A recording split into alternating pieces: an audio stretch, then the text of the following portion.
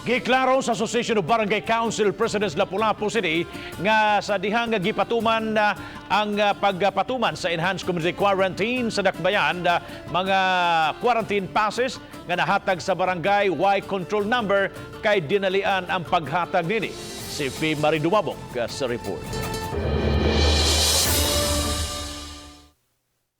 Giangko ni Banggal Kapitan Eduardo Quizon, kinsa ho sabang ABC President, nga una nilang naapod-apod nga mga ACQ pass sa publiko Y control number. Napahibaw ng daan ni Quizon ang Mayor, Disaster Council ug ang PNP nito Marso 27 kay apiki na sa pag-andam sa ACQ pass. Matud sa Kapitan, mas maapiki pa sila sa pag-andam kung butangan pa nila og control number ang maong pass. Gingong miuyo niini si Mayor Jonard Ahong Chan. Apan gikahibong na lang ni Quizon nga gatusan sa ilang mga mulupyo sa maong barangay ang gitanggong sa Lapu-Lapu City Police Office kagahapon. Okay ba nga amo na lang ning hatag ang mga without control number, so ninggo sila. So that is why nagupod mi.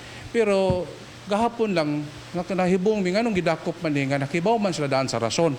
So gusto lang ako mapahibaw sa mga tao nga dili to fault namo.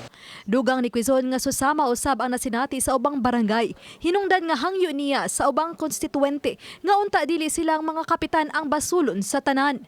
Gipasabot ni Mayor Chan nga gihigpitan nilang i-CQ pass human nga dunay gikan sa silingang lungsod ang nakadawat sa Q pass gikan sa mga barangay sa Lapu-Lapu.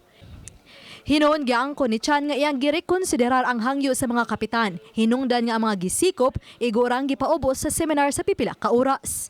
Kinanglan siya na naisilyo sa barangay.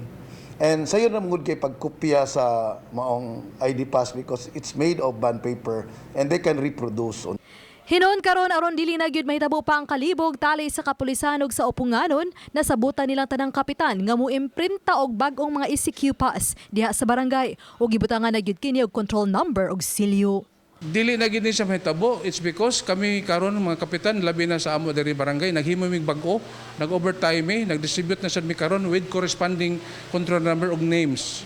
So at least wala na rason nga madakop sila. Since moadto man sila gyud sa balay kay mag-house to house man sila to deliver the goods no sa bugas.